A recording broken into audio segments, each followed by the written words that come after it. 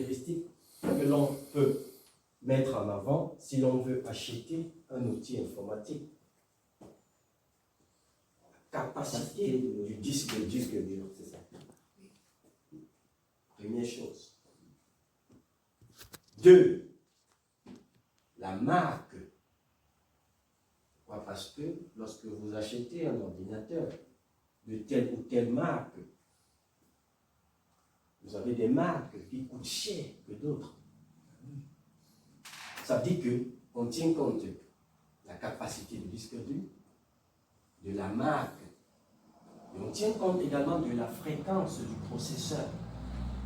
Le processeur, c'est cet outil intégré dans les ordinateurs, voire dans les téléphones, qui a pour rôle de réguler la vitesse de traitement des informations, de cadencer la vitesse. En réalité, c'est même la vitesse de traitement des informations. Raison pour laquelle vous pouvez avoir des ordinateurs ou des téléphones dont, dans l'usage au quotidien, vous observez des lenteurs. Lorsque vous cliquez ici, lorsque vous voulez effectuer une ou plusieurs tâches à la fois, et tout le reste. Et d'autres ordinateurs dont il vous suffit tout simplement d'appuyer dessus et directement vous avez le résultat. Et à ce moment, on dit que ça va vite. Oui, il y a une question? Oui, et cette fréquence que vous venez d'expliquer, la fréquence du processeur que vous venez d'expliquer, ouais. CPU. Ouais. Est-ce que c'est un rapport avec la connexion Internet aussi? Non, non, pas pour le moment. On n'est pas encore arrivé sur la connexion Internet. Ah, d'accord. Ok? Chantal, est-ce qu'on se comprend? Oui. On n'est pas encore arrivé au niveau de la connexion Internet. D'accord. On est encore en back-office. D'accord. Sans Internet. Moi, je croyais que quand l'ordinateur ralentissait, c'est qu'il était ancien. Ça peut aussi se justifier. Mais le terme ancien, il faut le contextualiser dans le sens où un ordinateur qui date de 10 ans est un ordinateur qui a accumulé un certain nombre d'informations. Et à un moment donné, lorsque le stockage, lorsque le disque dur est saturé, c'est normal que ça rame et que ça devienne lent.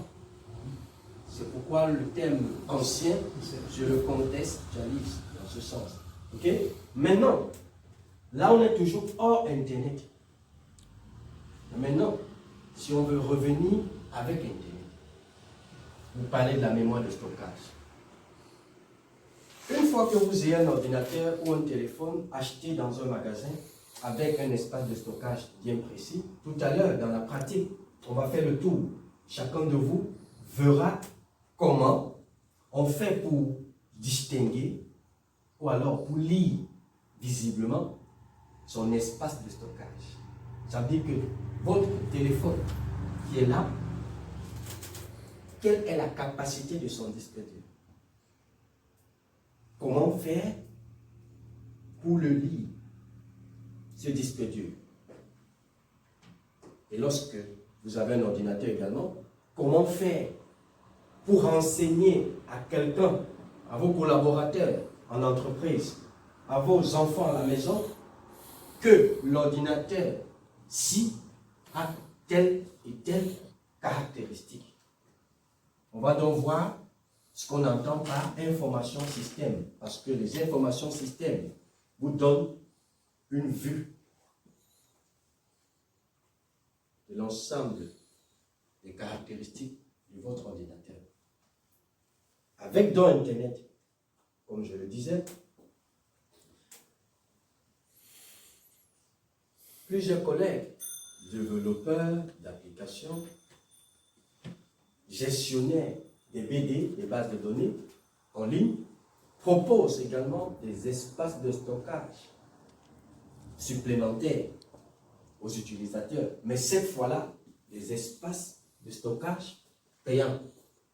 Et ce n'est pas ce que nous vous conseillons, tout simplement parce que compte tenu de l'usage de vos outils, qui reste dans le cadre personnel et familial, vous êtes largement satisfait ou alors vous êtes largement disposé à utiliser vos outils sans demander à en avoir d'autres espaces de stockage supplémentaires. Ceci tout en respectant un certain nombre de techniques et de stratégies dont je m'en vais vous donner. Il est donc important de savoir que l'ordinateur et le téléphone peuvent se remplir au niveau de l'espace de stockage. Mais comment faire pour éviter cela? Pour éviter cela, je commence d'abord par les conséquences du remplissement des espaces dans le téléphone et dans l'ordinateur. Je commence par ce que vous avez dit tout à l'heure, la lenteur. Parce qu'en réalité, mesdames et messieurs, le disque dur d'un téléphone ou d'un ordinateur, c'est l'espace de stockage. C'est comme un espace, c'est comme le ventre que nous avons lorsqu'on mange beaucoup, le ventre il gonfle et on est rassasié. On ne peut pas avoir l'énergie pour courir. On ne peut pas avoir l'énergie pour faire du 100 mètres, pour se balader à l'instant T. Il nous faut du repos. Pourquoi? Parce que même si après avoir mangé dans un restaurant, lorsqu'on est très plein, ça veut dire qu'on a trop mis à l'intérieur de la nourriture.